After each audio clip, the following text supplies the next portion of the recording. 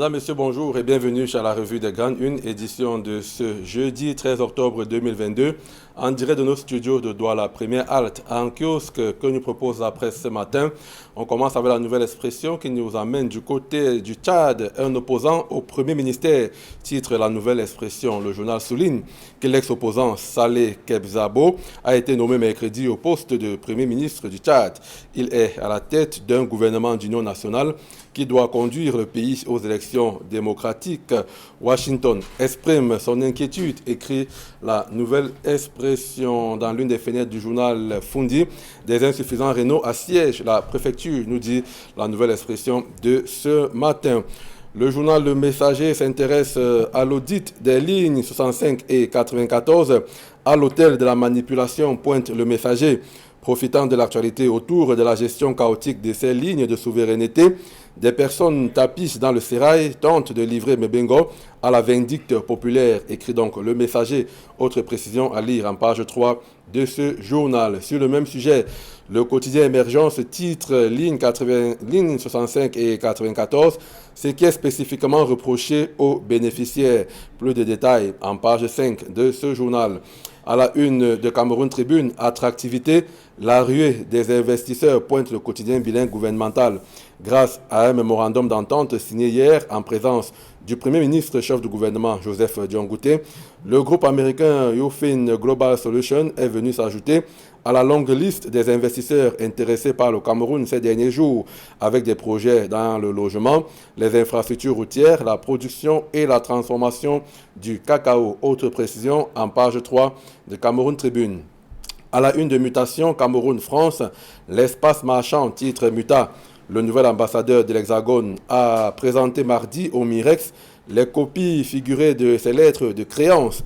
Quelle marge de manœuvre pour ce général de corps d'armée dans un pays à la croisée des enjeux, s'interroge Mutation. À la une du journal Éco-Santé, octobre rose 2022, professeur Esther Meka appelle toutes les femmes à faire le dépistage du cancer du sein, titre dans le quotidien Éco-Santé.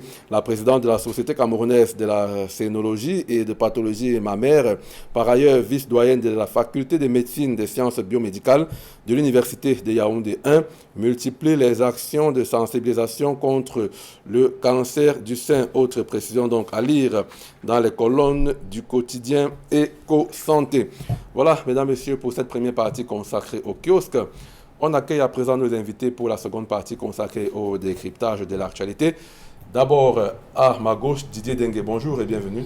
Bonjour Achille Kanga, bonjour aux téléspectateurs d'Equinos et surtout aux fidèles de la revue des Grandes Une ce matin. En face de vous, donc, pour décrypter l'actualité, Guy Hervé Fongan, bonjour DP et bienvenue. Bonjour Achille, bonjour aux milliards de Camerounais qui regardent avec un même plaisir la revue très qualitative des journaux qui paraissent au pays de la Piro de Mbanga.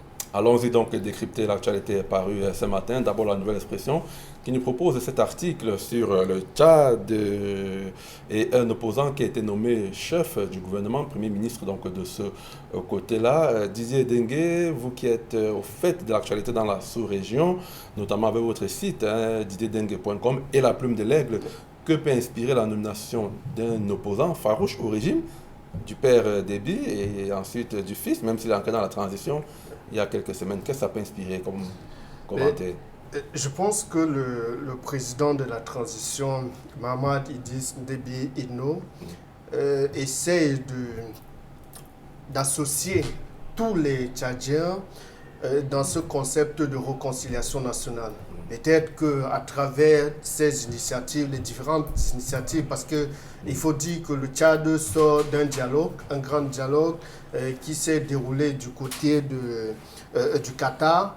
Et donc il y a eu tellement de polémiques autour de ce dialogue, tellement les opposants ne voulaient pas de ce dialogue. Et vous avez aussi les groupes armés, les bandes armées qui menacent la sécurité du côté du Tchad, qui ne voulaient pas également de ce dialogue. Mais le Premier ministre qui a été nommé, qui est présenté comme un opposant historique au maréchal Idriss Déby Itno, qui nous a malheureusement quittés au front, a été nommé par son fils, le fils Déby, comme Premier ministre de cette transition, du gouvernement de la transition.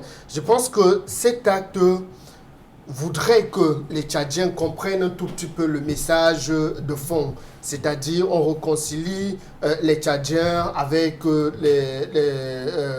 on réconcilie un peu le Tchad avec lui-même. Mais est-ce que les actions menées par le fils Déby actuellement sont légitimes? Est-ce qu'il est reconnu par tous les Tchadiens comme chef de l'État?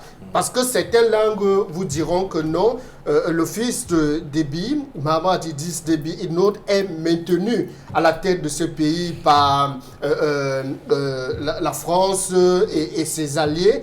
Et on se pose la question de savoir, est-ce que M. Déby, fils, est vraiment au courant? Est-ce qu'il suit vraiment l'actualité pour se rendre compte que il y a des frustrations, des mécontentements, parce que sous d'autres cieux, les généraux, les colonels essaient de remettre les pendules à l'heure, c'est-à-dire réclament une souveraineté. C'est le cas du Mali. Vous avez également d'autres pays de l'Afrique de l'Ouest. Mais on se pose la question de savoir pourquoi, au niveau du Tchad, le fait que Mahamat Idriss Déby Itno soit au pouvoir n'alimente pas les chroniques de façon virulente, comme c'est le cas du côté du Mali. Alors, Guy Hervé Fongan, c'est vrai, les journaux ont mis opposant entre guillemets, on rappelle, je l'ai dit qu'il était un opposant à Idriss Déby, et puis on l'a vu aux côtés de Mahamat Idriss Déby dans ce qu'on appelle le Conseil national de transition, où il fallait réconcilier les différents acteurs politiques. Est-ce que là, définitivement, ce n'est pas pour Saleh Keïta-Sabo, ancien journaliste, et d'ailleurs on le rappelle, de définitivement tourner sa casquette d'opposant pour allier le gouvernement? Non, moi j'ai une autre lecture. C'est-à-dire que je vois un fils d'Idriss Déby qui est dans un process d'apaisement et d'union et de réconciliation des cœurs au Tchad. Et il est important qu'on ait ce type de profil. On ne dit peut-être pas assez, mais il a quand même été 4 fois candidat à l'élection présidentielle. Ça veut dire qu'il n'est pas anonyme, il est quelqu'un de très bien connu dans la scène politique tchadienne. Et il se trouve malheureusement heureusement j'allais dire que Saleh Keïta-Sabo a exercé quand même un des plus beaux métiers du monde, c'est-à-dire que c'est un ancien journaliste, donc il a de l'entre-gens, il maîtrise un certain nombre d'arcanes. Il s'est présenté plusieurs fois aux élections présidentielles. Tout à fait, donc il maîtrise, donc il contrôle un certain nombre de zones d'incertitude qui sont de nature à ramener la calme au sein des populations tchadiennes. Signalons que l'ancien Premier ministre avait déjà démissionné lui-même et que le fils Déby n'avait presque pas le choix au regard du capital sympathique que Saleh Keïta-Sabo mobilise autour des populations tchadiennes. Donc il était obligé de composer avec lui. C'est simplement un indicateur de ce que quand on a un opposant qui fédère et qui peut mobiliser les gens autour de lui, il n'est pas interdit pour un gouvernement en place de composer avec lui pour ramener la paix au Cameroun. Vous avez demandé, je crois que c'est la question de fond, quel enseignement on peut tirer de cette nomination-là. Il faut dire que c'est une nomination qui parle à l'Afrique et au monde. On ne doit pas revenir sur les conditions un peu dramatiques et suspectes dans lesquelles Idriss Déby est décédé. Jusqu'ici, il n'y a pas de... Je veux dire qu'on n'est pas assez édifié sur exactement... L'information officielle, c'est qu'il est mort au front. Voilà, officiel. Donc, il y a encore un doute sur les mobiles réels de son décès. Mais son fils qui a accédé au pouvoir, c'est peut-être aussi un message clair. C'est-à-dire qu'il n'y a pas un délit de paternité. C'est-à-dire qu'on peut être le fils de quelqu'un et opérer une rupture totale avec son père. C'est comme ça que je souhaite lire ça. Vous savez qu'aujourd'hui, il y a un débat courant dans la plupart des pays d'Afrique sur les fils qui veulent remplacer leur père. Donc, maintenant, s'il y a des fils qui ont le profil de l'emploi et qui peuvent faire différemment de leur père, tel que le fils semble le montrer au Tchad, en ayant ramené dans le gouvernement un des opposants les plus farouches à son père, c'est pour moi un indicateur clair de ce que le fils, quel que soit le régime auquel il appartient, peut faire des choix courageux et faire différent de son père et pouvoir ramener un pays vers la prospérité. D'autres pays africains devraient pouvoir s'en inspirer pour construire un vivre ensemble et un État dans lequel les gens ont un véritable sentiment d'appartenance. Dengue, pour terminer, ça peut inspirer autour de nous. On a vu des pays quand même nommer des opposants dans le gouvernement, mais à une autre fonction comme celle-là. On peut le voir par exemple. Mais il faut déjà dire il faut rappeler que Saleh avait été nommé ministre des Affaires étrangères par Idriss Déby, c'est-à-dire il a fait partie du gouvernement d'Idriss Déby avant de démissionner et de se porter candidat aux 4 dernières élections présidentielles du côté du Tchad. Maintenant, il y a toujours des doutes. Idriss Déby, Itno, avait un chantier, il avait entamé un chantier avant son assassinat, c'est-à-dire rompre totalement avec le colon ou alors diversifier, essayer d'avoir d'autres partenariats. Est-ce que son fils a mis ce dossier dans les tiroirs? On se pose la question parce qu'on a l'impression que Idriss Déby, Itno, n'avait pas engagé des chantiers pendant ces dernières heures sur terre. Qu'en est-il actuellement? C'est la question que je m'aimerais poser au fils Déby. Ok, voilà la question, peut-être on aura la réponse, donc davantage avec le traitement de cette actualité par les journaux. Retrouvez cette actualité dans les colonnes de la Nouvelle Expression. On passe à un autre sujet proposé par le journal Le Messager ce matin sur les fameuses lignes 65 et 94. Le Messager qui a choisi un angle précis sur Mebengo, l'ancien ministre de la Défense, à l'hôtel de la manipulation, nous dit le Messager. On rappelle que le nom de Mebengo figure également parmi les personnalités attendues au contrôle supérieur de l'État pour l'audit de la gestion de ces fameuses lignes-là. Alors, Kiev Fongan, aujourd'hui on parle du cas Mebengo relativement à ces fameuses lignes-là. Lui aussi, il aurait puisé illicitement dans ce budget-là. Bah pour ceux qui Lui qui est déjà empêtré dans les débats judiciaires qu'on connaît avec l'opération dite épervier.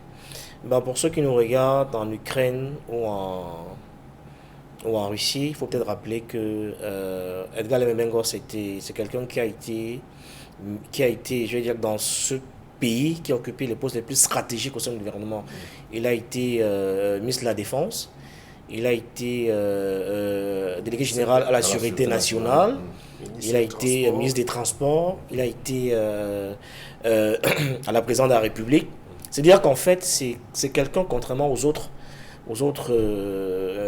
personnes incarcérées, qui a, j'allais dire, l'ascendant, une ascendance comme quoi il est comme les autres, amasser des trésors de guerre, c'est-à-dire qu'il a l'argent, il a l'information.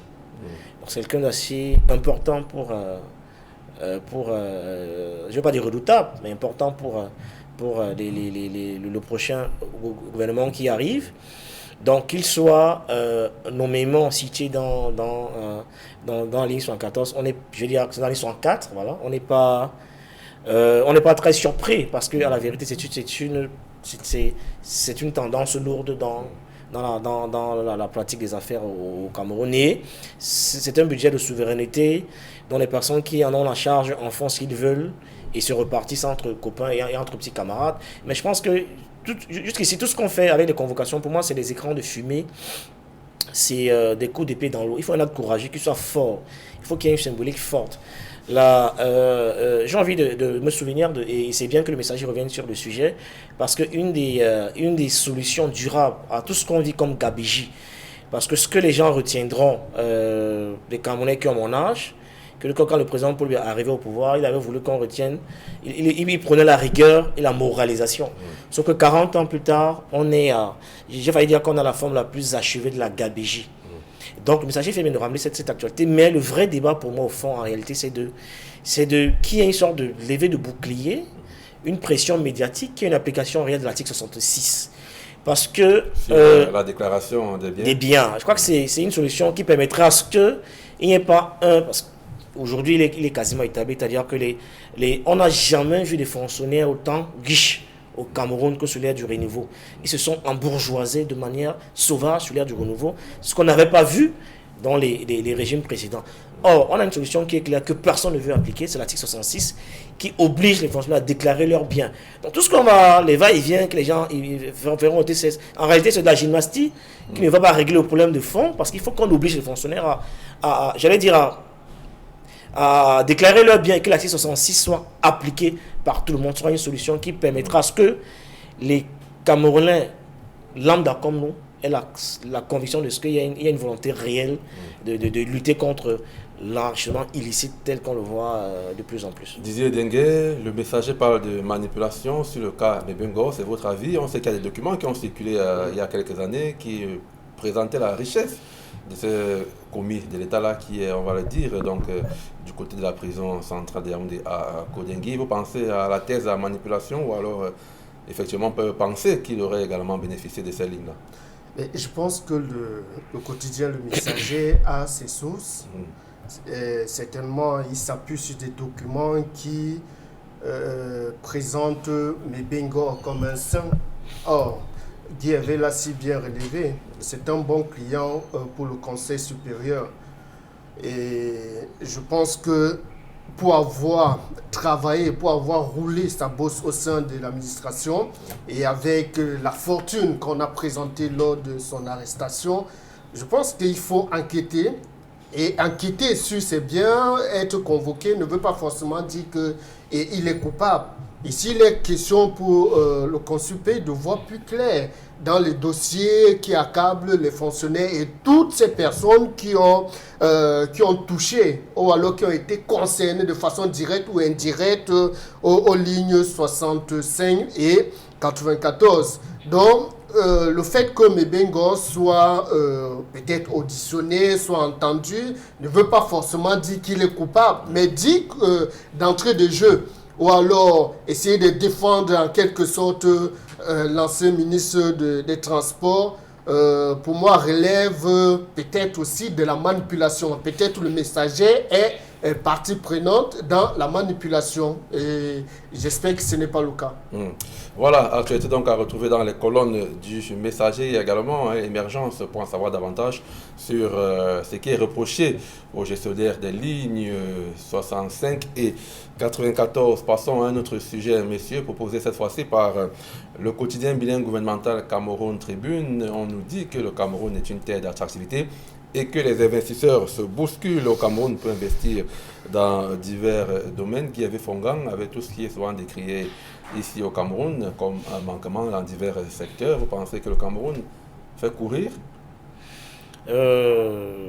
Pas suffisamment, parce que ne jetons pas le bébé avec l'eau du bain. Reconnaissons qu'il y a des choses qui sont faites, mais à la vérité, on mériterait nettement mieux que ça en termes d'attractivité. Parce que on ne dit peut-être pas assez, on nous avait tous appris à l'école primaire que le Cameroun c'est l'Afrique en miniature. Ce n'est pas qu'une vue de l'esprit. Quand vous regardez la richesse, le potentiel de notre pays, on se demande si on a été maudit avec la qualité de dirigeants que nous avons. Vous savez, il faut que les Camerounais qui nous regardent le sachent. Le Cameroun fait partie des 3 villes au monde qui ont 7 collines.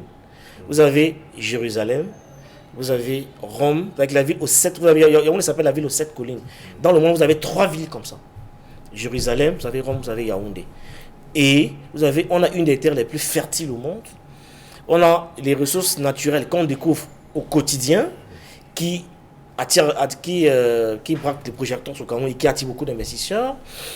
Et je voudrais rappeler que la Malaisie, qui est un des premiers producteurs d'huile de palme dans le monde entier aujourd'hui, est venue au Cameroun prendre des implants et aujourd'hui on est le premier producteur mondial. On a du mal à expliquer qu'on puisse aujourd'hui vivre aussi chèrement la vie telle qu'on l'a subie aujourd'hui, alors qu'en réalité on aurait pu, produire ce que nous consommons et consommer ce que nous produisons, parce que nous avons tout pour atteindre ce que le chef d'État avait prôné dans un de ses slogans, l'autosuffisance alimentaire. On ne peut pas être un pays aussi riche et avoir une population qui souffre, qui vit dans un misérabilisme aussi déconcertant.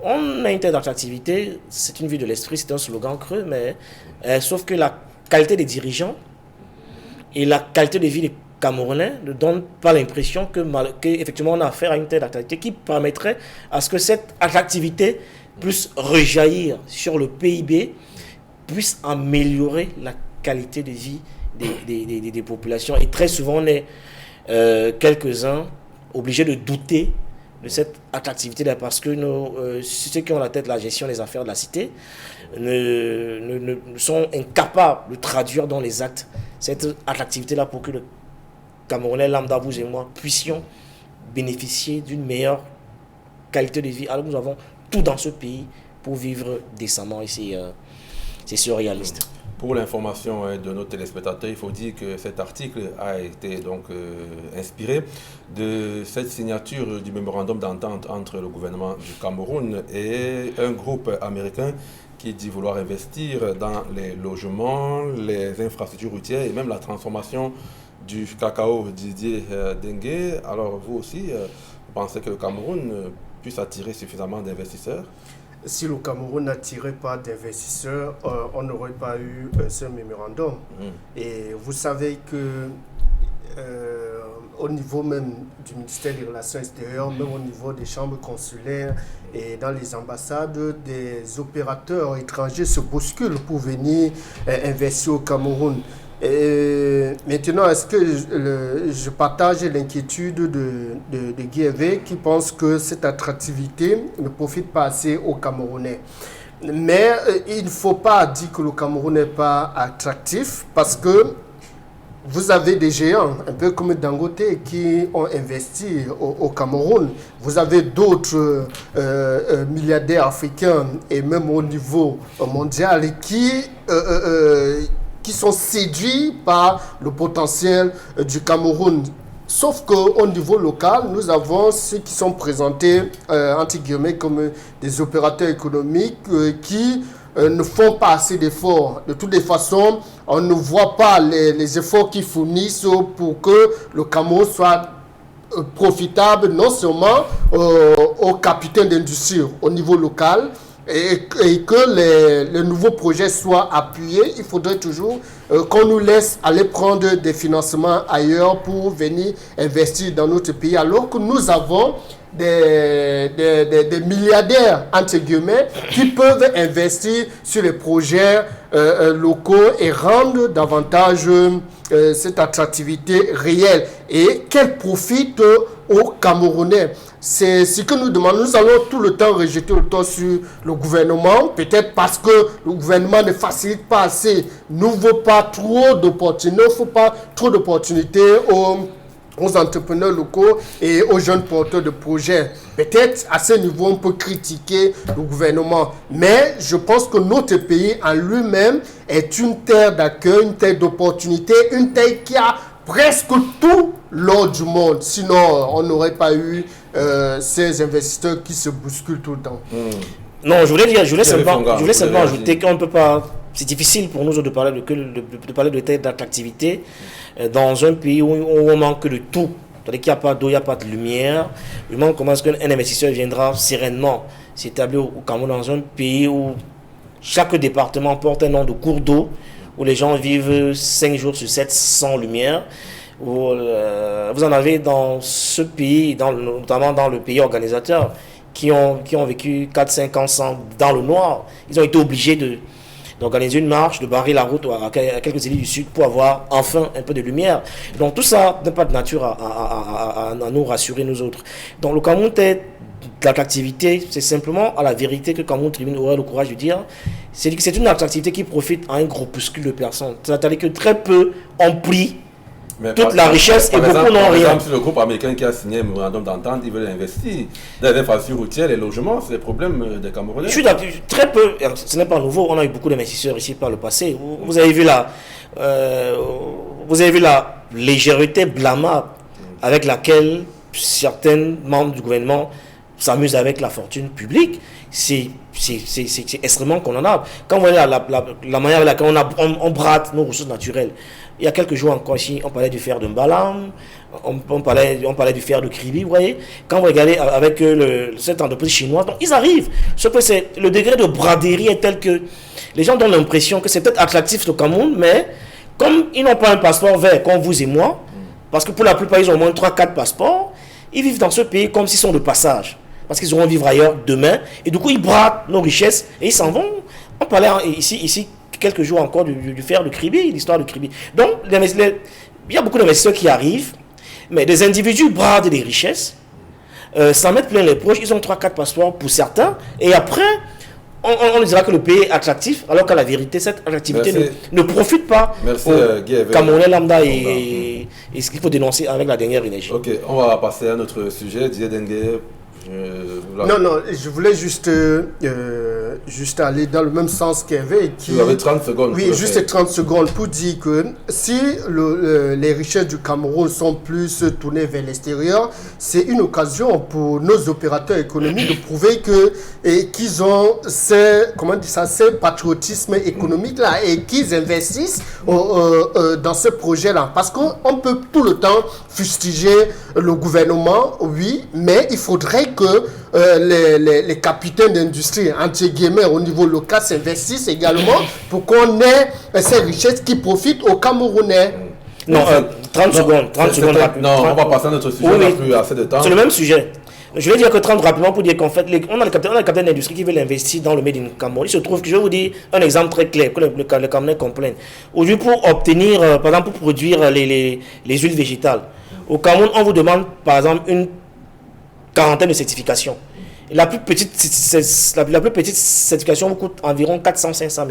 Ailleurs, vous êtes à 3, 4, 5 certifications. On vous encourage même à vous investir. Sauf que les pesanteurs qu'on met dans l'exigence des certifications n'est pas de nature à permettre aux opérateurs comme locaux de s'investir parce qu'il y a une bureaucratie lourde et tatillante. Il y a un État qui est prédateur, qui empêche aux gens de s'investir sereinement dans le Made in Cameroun. C'est entendu, Kéré Fongan, et vous regardez il faut lever ces barrières. Dernier tour de parole, on parle du sujet cette fois-ci de mutation, l'espace marchand, donc en rapport avec le général Marchand qui est désormais l'ambassadeur de France au Cameroun. Qu'est-ce qu'on peut attendre désormais dans les relations diplomatiques entre les deux pays? On a beaucoup parlé de sa casquette de général. Qu'est-ce que ça peut changer? Ce que ça va changer, c'est que nos faits et gestes seront un peu plus scrutés par un militaire, par un homme de terrain. Il faut mettre la chose dans son contexte. L'ambassadeur qui arrive a été nommé quasiment dans l'avion. Macron est arrivé au Cameroun la nuit. Il est rentré la nuit. Donc il n'a quasiment pas dormi ici. Donc le décret qui nomme l'ambassadeur s'est fait dans l'avion et un militaire en général en plus. C'est-à-dire qu'on devrait davantage rester sur nos gardes parce qu'un ambassadeur militaire qui vient dans un environnement aussi tendu entre le Cameroun et la France, ça nous oblige à être un peu plus éveillés et vigilants quant à la nature des rapports qu'on devrait davantage entretenir avec cette puissance colonisatrice. Didier Dengue, votre analyse de cette actualité? Je pense que le général Marchand n'est pas le premier homme en tenue nommé par l'Élysée comme ambassadeur au Cameroun. Nous avons eu plusieurs autres, mais sauf qu'il ne se balade pas en tenue militaire sur le territoire camerounais. Ce sont des militaires, mais qui ont une formation dans la diplomatie, donc ils s'y connaissent, ils savent comment les choses se déroulent. Et ils sont conscients que le Cameroun est présenté comme le foyer du panafricanisme, dont le général Marchand ne va pas faire grand-chose. Il ne fera pas mieux que Christophe Guilou ou alors les anciens ambassadeurs Gilles Thibault ou alors Bruno Guin et tous les autres, Christine Robichon. Il va rester dans ce sillage-là, il va implémenter la politique de l'Élysée dans notre pays, mais il faut quand même rester vigilant et puis je pense que ça fait partie de la coopération entre le Cameroun et la France. Merci à vous, messieurs, d'être venus décrypter l'actualité de ce jeudi. On va dire merci à vous à la maison de nous avoir regardé. Merci à nos équipes techniques en régie, Jonathan Babiola, Derek Simzé, Gabin Noumou, Innocent Bega, autour de Emo Sofongo qui a coordonné tout cela. Mesdames, messieurs, restez avec nous. Tout de suite après nous, c'est 10-12, les Zéniths.